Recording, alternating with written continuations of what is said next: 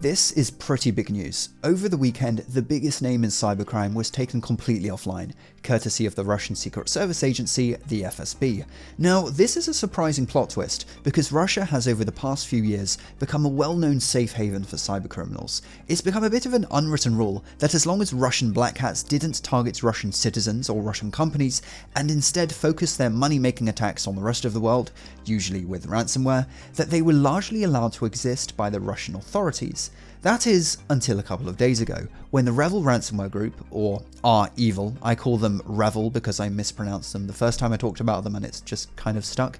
But anyway, in a sting that was caught entirely on camera, REVIL members had their homes raided, stacks of cash were seized, as well as crypto wallets, all totaling millions of dollars. You can even see the exact moment a REVIL member answers a knock at the door, only to be raided by secret police. 14 REVIL members were arrested in total, and these guys are supposedly responsible for some of the biggest and most impactful ransomware attacks in the entire history of the internet. Some of their greatest hits include exfiltrating and leaking top-secret Apple schematics, hacking US nuclear weapons contractors, the Colonial Pipeline hack, and of course the Kaseya ransomware attack, in which the hackers claimed to have ransomed 1 million computers. Notice how none of these hacks targets Russians. If they had, well then they probably would have been shut down a long time ago. The obvious questions are, why have the authorities waited until now to take action, and how big of a deal is this really? I know I said this is really big and surprising news, but does this takedown signal the end of cybercrime as we know it? Well, as for the first question, why now? Has Putin suddenly developed sympathies for US companies falling prey to ransomware? Probably not. The best answer to the question of why goes beyond cybercrime. The running theory is that this is purely politically motivated. Russian relations with the US have never been amazing, but at the moment they're really not particularly good. The fact that Putin has the ability to disarm these cybercrime gangs is a major card on the negotiation table with the US, and let's be real, these cyber attacks originating from Russian gangs are no joke. Take the Colonial hack for example. A Russian cybercrime gang effectively shut down a major US pipeline, causing fuel shortages and a run on gas stations in certain states.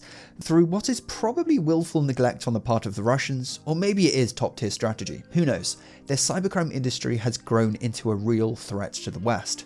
By taking down REVIL, Putin is signaling that Russia can and will take down these gangs if they feel like it, and now it's up to the US to make them feel like it at the negotiating table.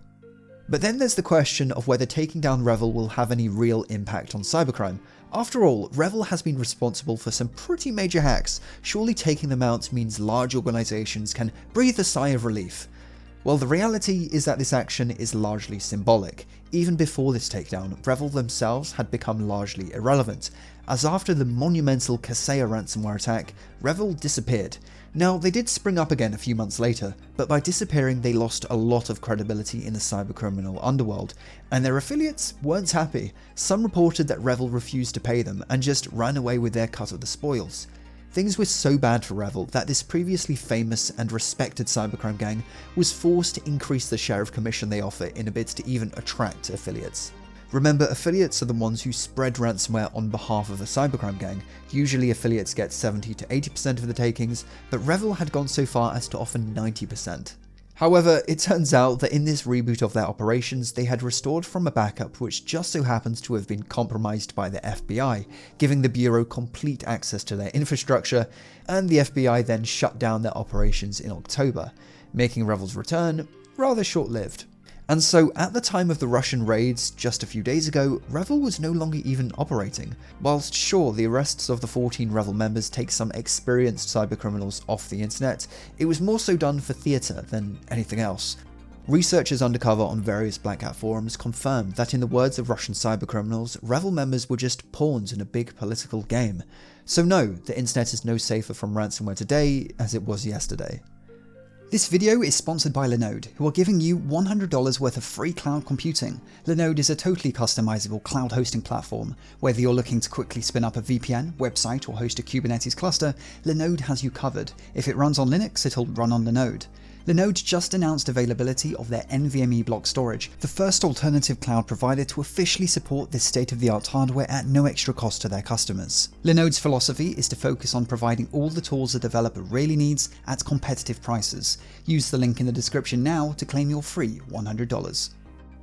As always, you know what to do. Tickle the like button, fondle the notification bell, all that fun stuff, and I'll see you in the next video. Have a good one.